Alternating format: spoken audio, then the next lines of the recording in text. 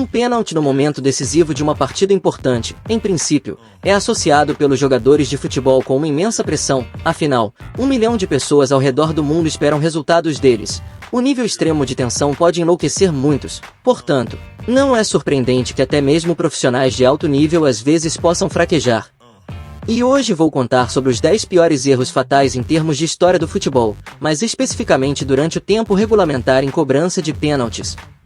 Galera, já peço que vocês deixem o like e se inscrevam no canal ativando o sininho para não perder nenhum vídeo deste canal. Comenta também sobre o maior vacilo em um pênalti que você já viu. E é claro, desejo a vocês um bom vídeo.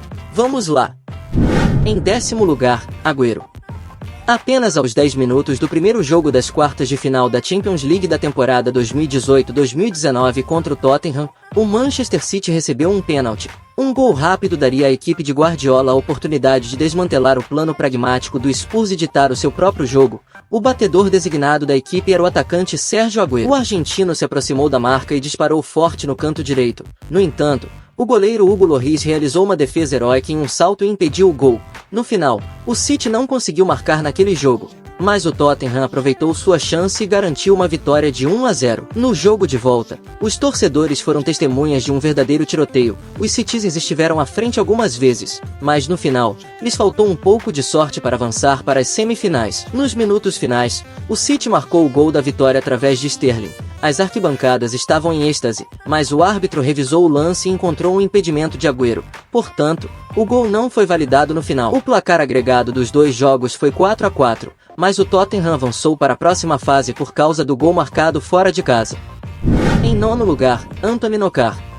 No primeiro jogo das semifinais dos playoffs da Championship entre Leicester e Watford, as Raposas conseguiram uma vitória de 1-0. No final do jogo de volta, o placar agregado estava igualado, mas, de repente, a equipe de azul teve uma oportunidade perfeita de avançar para a final em Wembley. No tempo compensatório, o Leicester recebeu um pênalti. No placar, era visível que o tempo adicional já havia se esgotado, então o gol garantiria a vitória para eles. E a responsabilidade de bater o pênalti recaiu sobre Anthony Knockaert. No entanto, seu chute foi defendido com sucesso por Manuel Almunia, e a bola voltou para o francês, mas o ex-goleiro do Arsenal mais uma vez não permitiu que ela entrasse. Um momento depois, os jogadores do Watford avançaram e com seu próximo ataque, explodiram as arquibancadas com o gol da vitória de Troy Deeney. É difícil imaginar o que os torcedores do Leicester sentiram naquele momento e a intensidade da situação. De qualquer forma, um ano depois, as Raposas retornaram à Premier League em primeiro lugar e 3 anos depois, fizeram uma verdadeira sensação ao conquistar o título do campeonato. No entanto, essas conquistas nunca chegaram a Knockaert, já que naquele momento ele havia se transferido para outra equipe. Em 8º lugar, Riquelme. No primeiro jogo das semifinais da Liga dos Campeões na temporada 2005-2006, o Arsenal venceu o Villarreal e foi para o jogo de volta com uma pequena vantagem de 1-0. O submarino amarelo, apoiado por sua torcida em casa, não conseguia abrir o placar contra os adversários, mas nos acréscimos, aos 90 minutos, a equipe espanhola ganhou um pênalti. Não havia dúvidas de que o líder da equipe, Juan Román Riquelme, se aproximaria da marca da cal. O argentino beijou a bola e esperava colocá-la na rede para levar o jogo para a prorrogação. O meio-campista tomou um impulso e chutou no canto direito. No entanto, o goleiro Jens Lehmann adivinhou a direção e não permitiu que o adversário marcasse. Esta foi a primeira vez que o Villarreal chegou às semifinais da Champions em sua história. Eles tiveram que esperar mais 16 anos para chegar lá novamente, mas também foram eliminados por um clube inglês, perdendo para o Liverpool. Riquelme jogou na Europa por apenas um ano após esse incidente e depois voltou para sua terra natal, nunca mais retornando, embora na época da sua saída, ele tivesse apenas 28 anos. 7º lugar, Raul.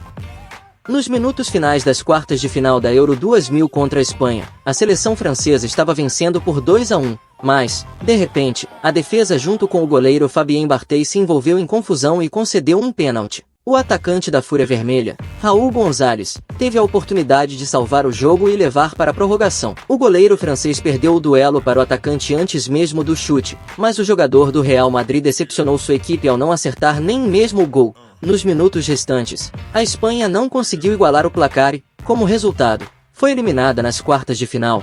Esse momento lembra de alguma forma o erro de Riquelme. No entanto, enquanto o argentino não conseguiu se recuperar do fracasso, Raul rapidamente se reergueu e permaneceu como atacante de classe mundial por mais de 10 anos. 6º lugar, Carrasco.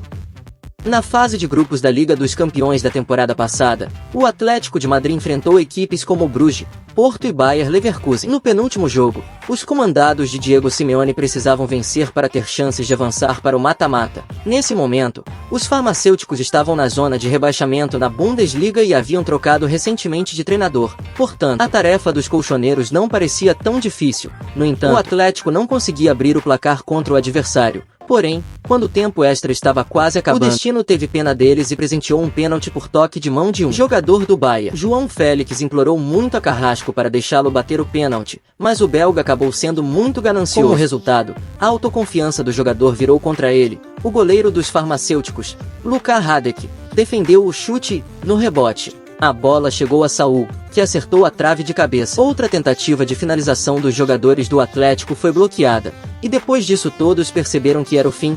O Atlético foi eliminado de forma vergonhosa, mesmo estando em um grupo bastante fraco, e perdeu o último jogo para o Porto, ficando em quarto lugar. Quinto lugar, Jorginho.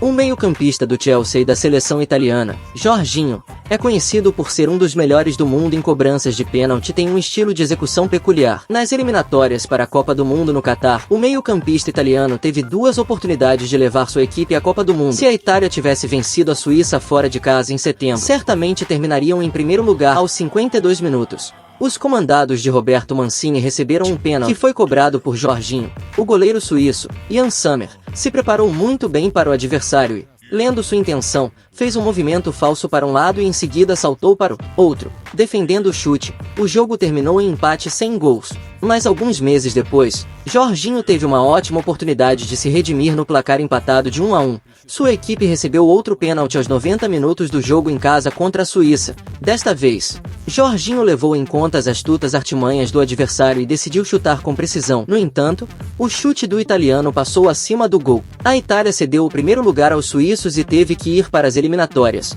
onde inesperadamente foi derrotada pela Macedônia do Norte e perdeu a chance de se classificar para a Copa do Mundo pela segunda vez consecutiva. Depois disso, Jorginho disse que os erros nos jogos contra a Suíça o perseguiriam pelo resto de sua vida. Em quarto lugar, temos Messi.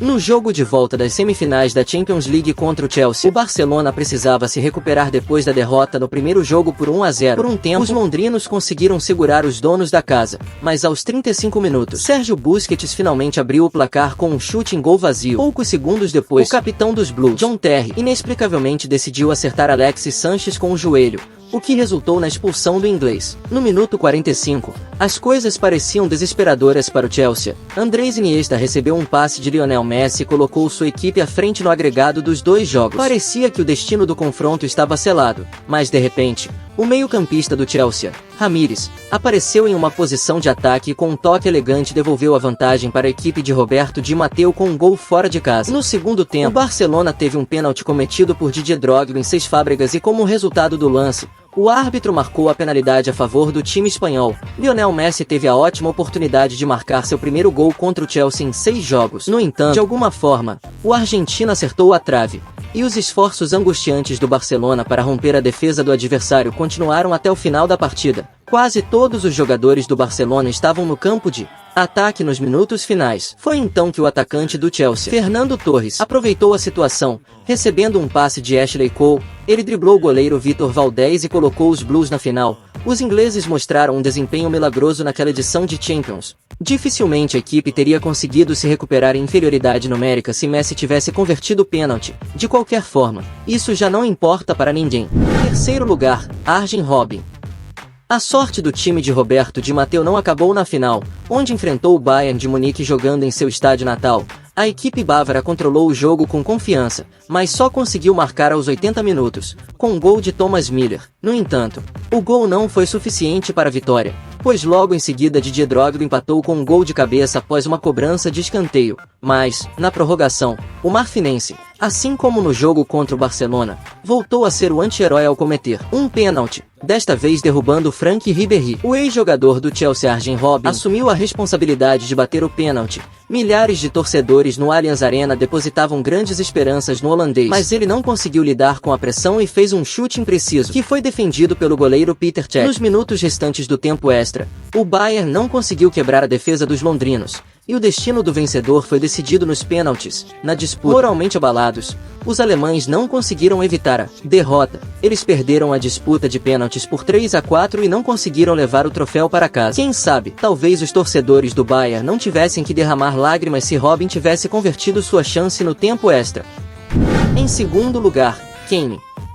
E finalmente, o momento mais recente, o jogo das quartas de final entre as seleções da Inglaterra e da França foi um dos mais brilhantes e memoráveis da Copa do Mundo no Catar, mas o atacante inglês, Harry Kane, dificilmente se lembrará deste jogo de forma positiva. No segundo tempo, o atacante, sendo o batedor oficial de pênaltis, converteu a penalidade e empatou o jogo. No entanto, alguns minutos depois, Olivier Giroud colocou os franceses à frente novamente. Os ingleses não desistiram e continuaram buscando o gol adversário. Quando o meio-campista Mason Mount foi derrubado na área adversária após um empurrão óbvio do adversário, o árbitro consultou o VAR e apontou novamente para a marca do pênalti. Kane teve a chance de marcar o segundo gol e manter sua equipe no jogo, mas desta vez, o atacante não lidou com a pressão e chutou acima do gol. No tempo restante, a Inglaterra não conseguiu se recuperar e acabou perdendo para os franceses nas quartas de final. O próprio Kane admitiu após o jogo que foi um dos erros mais dolorosos de sua carreira.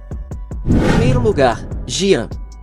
Em 2010, Gana teve uma excelente oportunidade de se tornar a primeira seleção africana a chegar às semifinais da Copa do Mundo. Para isso, a equipe precisava vencer o Uruguai nas quartas de final, com um ataque poderoso composto por Forlan e Soares. O tempo regulamentar terminou em empate em 1-1, e quase todos estavam certos de que a disputa seria decidida nos pênaltis. Mas nos acréscimos da prorrogação nem tudo foi tão simples. Aos 120 minutos, após um escanteio, um jogador de Gana cabeceou em direção a um gol praticamente vazio. Luís Soares, que estava na linha do gol, deu um salto desesperado e tirou a bola com a mão, evitando que o adversário marcasse. O árbitro notou a astúcia do atacante e marcou pênalti. Além disso, expulsou Soares por cometer uma falta de última esperança. Assim, o atacante Asamoah Gyan teve a oportunidade de garantir a vitória e levar sua equipe às semifinais. No entanto, seu chute acertou a trave e saiu do campo. Isso significava que os torcedores teriam um desfecho dramático na disputa por pênaltis. Gyan sabia que Gana contava com ele, então superou todos os pensamentos e converteu sua cobrança.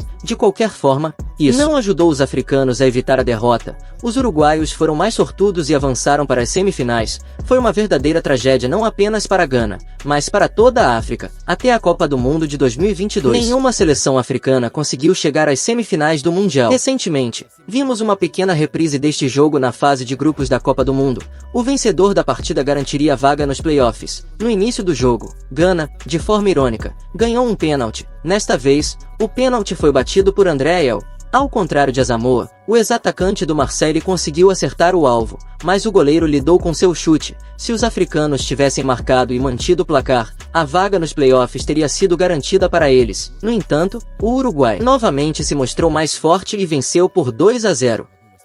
Chegamos ao fim do vídeo, galera. Espero que tenham gostado. Comentem qual dessas cobranças foi a de maior vacilo para vocês e não esqueçam de deixar o like e se inscrever no canal. É isso e fui!